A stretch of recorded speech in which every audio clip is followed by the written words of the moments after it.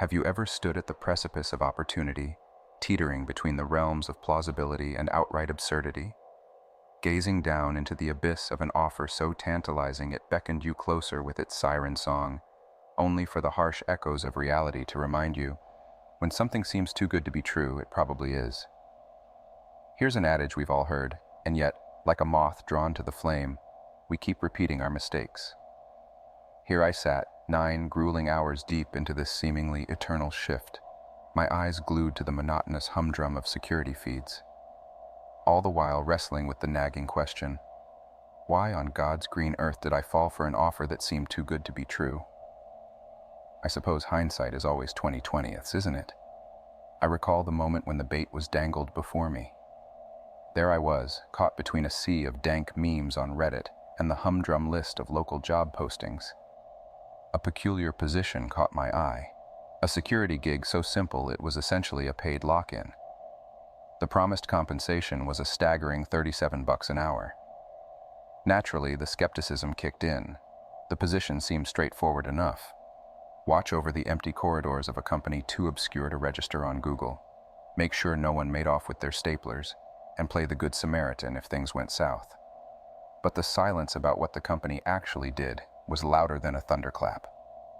Still, the lure of a potential $300 payday was a siren song I couldn't resist. I decided to roll the dice and toss my resume into the ether. An eerily prompt response arrived, a call from a private number barely an hour after I'd applied. The voice on the other end belonged to a jittery man named Samuel Thompson. The conversation was less than confidence-inspiring. The man couldn't decide if he was head of security or HR, and his tone was equal parts stress and worry. Yet my stubborn optimism held the wheel, pushing aside the red flags flapping furiously in the wind. The conversation went something like this. "David," Samuel's voice wavered on the line, "I'm calling about your application."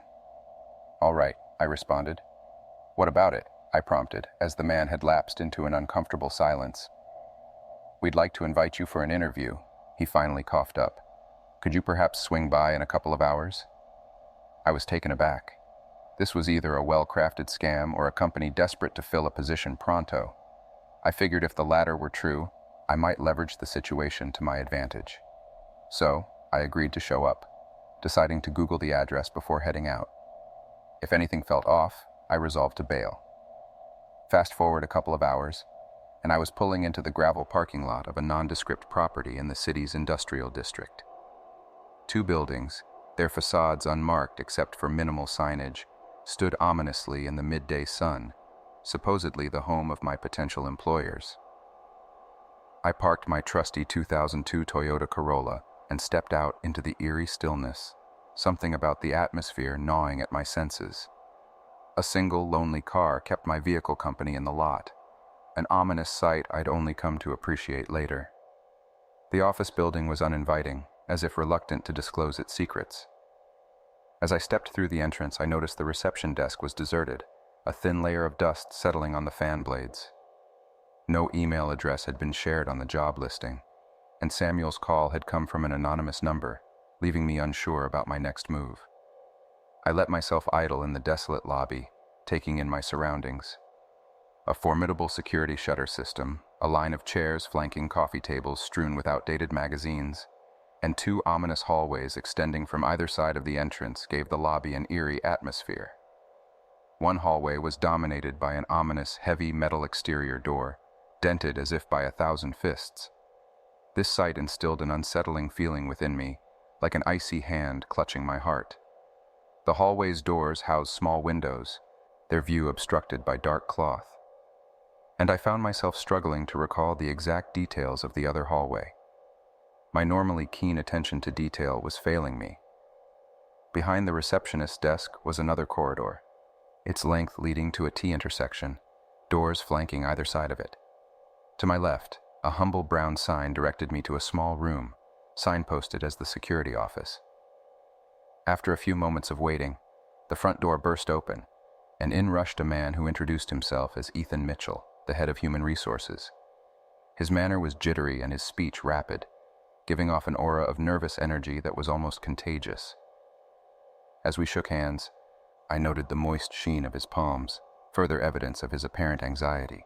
"I'm sorry to keep you waiting, David," he began, pausing momentarily before plunging into the heart of the matter.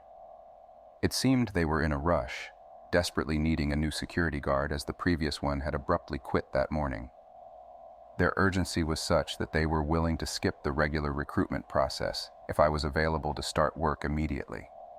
The promised salary was generous, an enticing $37 per hour.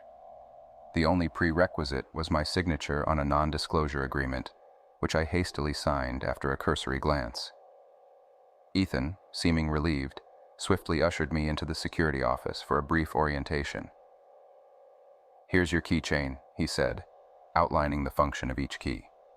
One for the security office, one for the other offices, and another to control the shutters on the front windows. He handed over a mag light, indicating its potential use as a baton if necessary. My primary duty, as he explained, was to monitor the camera feeds from the office, and there was no need for patrols due to the lack of a partner. He handed me a badge to wear on my shirt, further instructed me to lock the front door and the gate, and oddly, to ignore the other exterior doors, as well as the offices down the long hallway. Before leaving, he pointed to a white binder on my desk bearing the company logo. "Read that during your shift," he said, looking somewhat uncomfortable at the mention of it. Before I could ask any further questions, Ethan hurriedly left the office, got into his car, the only one in the parking lot apart from mine, and sped off. Thus, I assumed my role as the security guard and began my duties. Following the instructions, I locked the gate, closed the metal shutter over the front windows, locked the front door, and sealed myself in the security office. With a sense of trepidation, I opened the binder.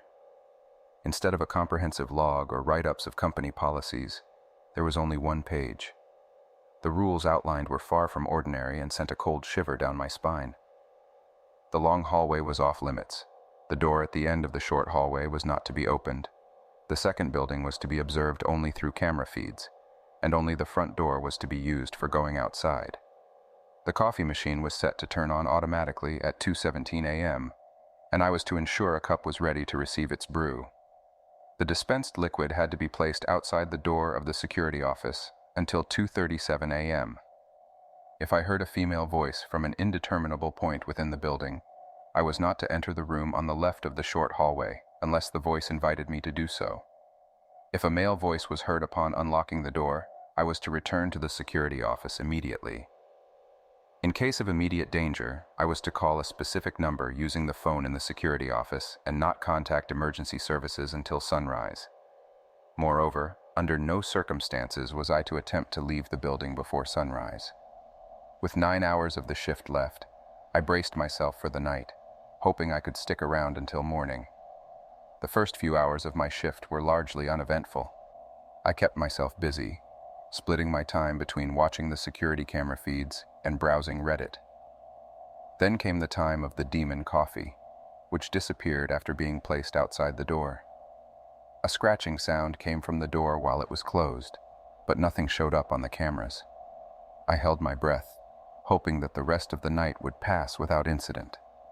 The eeriness of my situation intensified as the tourists started appearing on the camera feed showing the long hallway. This unsettled me, and I turned off the feed, unable to shake off the discomforting presence of a persistent shadow in the corner of the room. Despite directly shining my flashlight on it, the shadow refused to recede, leaving me with an unnerving feeling. Since the instructions didn't mention anything about a shadow, I decided to leave it alone, but kept an eye on it, hoping it would not change in size or move. Furthermore, a few fleeting glimpses of what looked like a humanoid figure on the camera feed of the second building sent shivers down my spine, confirming my fears of the place being haunted. At around 4:29 a.m., after an unsettling encounter, I returned to my post, still shaken. I didn't write immediately, but decided to note down the events in detail later. At 3:45 a.m., I had heard a woman's voice, which I initially ignored until it got louder, resonating around me until it became almost unbearable. As the voice invited me in, I hesitated, but eventually succumbed to the loud, unbearable noise, only to hear a male voice upon entering the room. Terrified, I quickly ran back to my office. The unsettling experience left me profoundly disturbed and regretting my decision to take the job. Shortly after this encounter, the female voice started whispering in an unrecognized language. The whispers, initially faint and emanating from my left, gradually got louder and seemed to shift around me. What started as a soft murmur escalated to an almost deafening scream within minutes. Unable to bear the loud screaming, I unlocked the door, and the noise ceased as soon as I opened it. As I entered, I remember a dimly lit room with a woman sitting across a desk, inviting me to sit. As soon as I did, a male voice let out a cry of distress. I sprinted back to my office. The memory of what happened afterward was blurry. At exactly 4:01 a.m., a chilling, inhuman scream echoed through the lobby, accompanied by an unidentifiable, inhuman figure on the camera feed. The entity appeared larger than a human, evoking a fear so profound that I doubted if I would ever sleep again. The creature sprinted from the long hallway into the lobby and dashed to the exterior door at the end of the short hallway. As it futilely attempted to breach the door, it began sprinting in the hallway outside the security office, its horrific screams echoing throughout the building. Its gaze fixed on the camera, and even without eyes, I felt the intensity of its stare. It looked at me with an alien emotion, curiosity that quickly morphed into an intense hatred. A fear gripped me as I realized it wished for my demise, unrelenting in its pursuit. Suddenly, it turned away and charged towards the office door, battering against it with an unknown number of arms. Its screams grew louder, echoing its frustration of being unable to get to me. However, at 4:02 a.m., the cacophony abruptly stopped, leaving an eerie silence behind. Mustering courage, I checked the camera feed for the long hallway, finding it devoid of any presence. The door, surprisingly, was undamaged. To be certain that the monster was gone, I called the emergency number from the office phone. After a long time, someone named Samuel Thompson picked up the phone. Before I could explain, he interrupted. "Let me guess, it's a screamer?" His nonchalant reaction caught me off guard.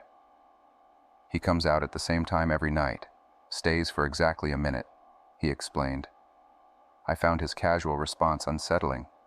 I pondered on his words, wondering what had happened to the previous security guard and what awaited me. Post-Thompson's abrupt hang-up, I found myself facing an unsettling silence. The oppressive presence of the shadow in the corner was somewhat dampened by its unchanging state. Deciding to hold off any personal breaks to the nearest cafe, I determined not to step outside the office until the end of my shift. The remainder of the evening was loaded with tension, with the spectral figure from Building 2 intermittently flashing into view, only to dissolve as soon as I attempted a direct glance. In a disquieting series of events, the camera began to reveal portions of Building 2 that I was certain had not existed before. A door down the hall started to sporadically open and close on its own, giving me a jolt every time. At precisely 5:55 a.m., and at every following odd minute, the long hallway would appear on the screens, prompting me to shut them off in haste. A few feeds seemed to show a blurred face at the far end, a ghostly specter lost in the depth of the hallway. As dawn approached, I noticed a discrepancy between the wall clock and my phone, with the latter lagging by about 16 minutes. To avoid any potential encounters with the spectral entities responsible for the building's anomalies, I decided to wait till the slower device indicated the end of my shift. I kept a chronological log of the events that occurred in the final hours. At 6:30 a.m., Camera 4 displayed an uncanny doppelganger of myself in the lobby. The figure abruptly vanished as I attempted to rationalize its existence. At 6:57 a.m., the heavy door at the end of the short hallway rattled violently for around 20 seconds. At 7:13 a.m., the chair at the receptionist's desk toppled over, only to upright itself untouched by 7:15 a.m. At 7:30 a.m., a mysterious hallway appeared on camera 16, its location inexplicably outside the structure of Building 2. By 7:50 a.m., alien symbols, seemingly etched into the dust on the receptionist's computer screen, were visible. These cryptic symbols vanished by 8 a.m., along with the menacing shadow in my room as daylight began to creep around the window shutters. Upon the end of my shift, I yearned to hastily exit, only to be stalled by something in the long hallway catching my attention. Despite my attempts to ignore it, I was drawn to look. a face with deep-set hollows instead of eyes, grinning at me with an unsettlingly human set of teeth. After mustering immense willpower, I managed to avert my gaze, exit through the front door, and drive away, my actions potentially license-revoking in their recklessness. The sensation of being watched lingered, growing fainter as I drove home. Attempts to reach the company proved fruitless, its online presence seemingly wiped out, its location unlisted on Google Maps, and the emergency contact number now out of service. A check bearing my night's pay arrived in the mail. The sender's name, Ethan Mitchell, was the only clue. The note read, "I presume you won't be returning. Any lingering effects should disappear in a few days. Thanks for your service. A subsidiary of Extra Normal Containment Solutions."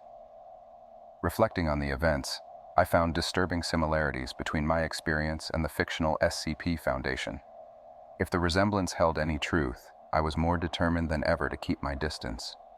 Ignoring red flags during the hiring process was a mistake I was resolved never to repeat. The experience had seared a lesson into my consciousness. If something appears too good to be true, it probably is.